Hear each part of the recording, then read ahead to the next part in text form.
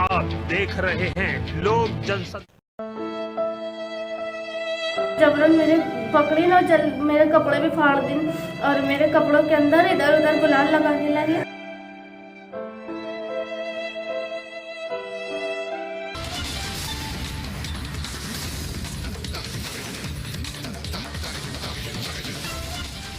प्रदेश के मुखिया योगी आदित्यनाथ महिला सुरक्षा को लेकर बेहद गंभीर हैं। उनकी बातों में, भाषण में लगातार महिलाओं की सुरक्षा और अस्मिता का जिक्र होता है। इन दिनों प्रदेश भर में मिशन शक्ति के तहत नारी को संबल प्रदान करने के लिए तमाम तरह के कार्यक्रम चलाए जा रहे हैं, लेकिन इन सब के बावजूद प्रदेश में महिलाओं पर हो रहे अपराधों पर कमी नहीं आ रही है। इसका एक बड़ा कारण है पुलिस की लापरवाही।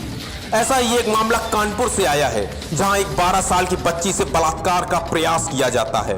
उसकी मां पीड़िता के साथ थाने में भटकती रहती है, लेकिन इसके बावजूद आरोपी खुलेआम घूम रहे हैं।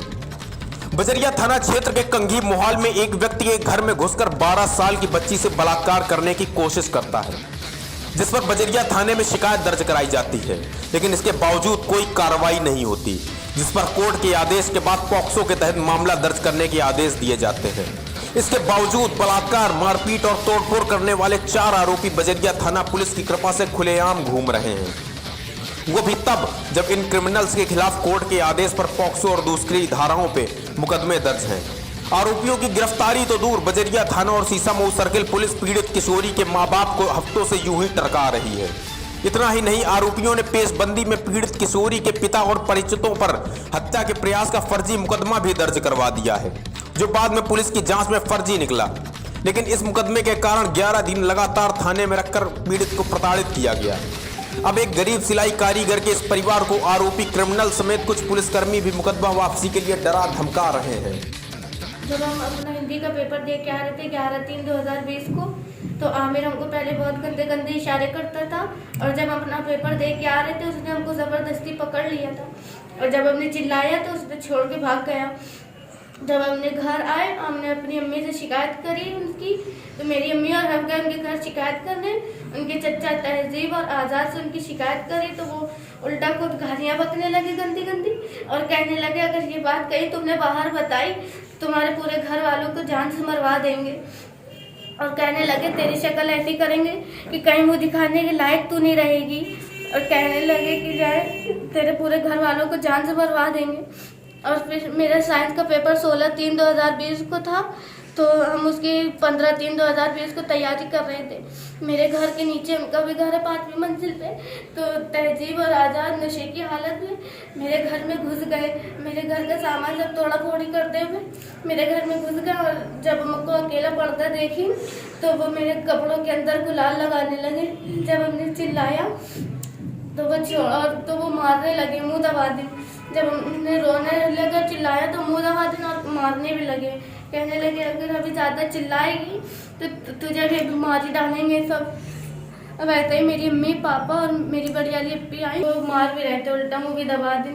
और मेरी अम्मी और मेरी अप्पी और पापा जैसा ही आए तो वैसे ही मेरी अम्मी को वो धक्का देते हुए धमकी देते हुए तहजीब आज़ाद धमकी देते हुए गाली बकते हुए उतर गए कि अगर ये बात कहीं बाहर पहुँचाई तो तुम्हारे पूरे घर वालों को जान से मरवा देंगे।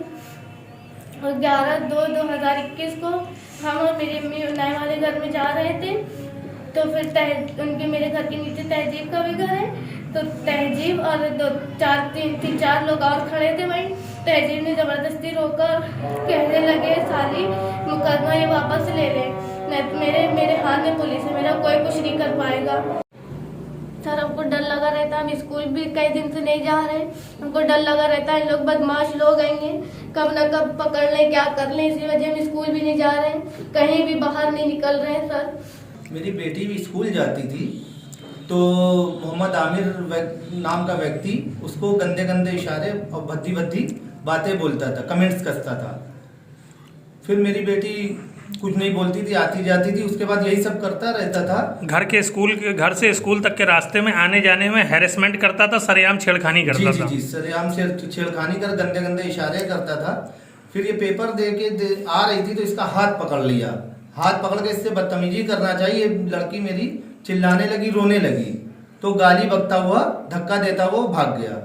फिर मेरे घर में मेरी बीवी, मेरी बिटिया इनके घर शिकायत, मोहम्मद आमिर के घर शिकायत करने गई तो वहाँ तहजीब आज़ाद मिले, तो उनके चचा हैं सगे मोहम्मद आमिर के, तो उनसे मोहम्मद आमिर वो लड़का है जो आपकी बेटी से छेड़खानी लगातार और बदसलूकी करता था जी सड़क जी पर? जी सर जी। तो मेरी बीवी, मेरी बिटिया ने उनसे शिकायत की तो उनको वो भी गंदी गंदी गालियां देने लगे, कहने लगे कौन? तहजीब और आज़ाद जी। कि तुम लोग के समझ में नहीं आ रहा, तुम लोग ये झूठा इल्जाम लगा रही हो और यहाँ से चली जाओ ना, तुम लोग को भी कहीं मुंह दिखाने के काबिल नहीं करेंगे, तुम लोग के साथ बहुत खराब काम करेंगे और जान से तुम लोगों को मरवा देंगे।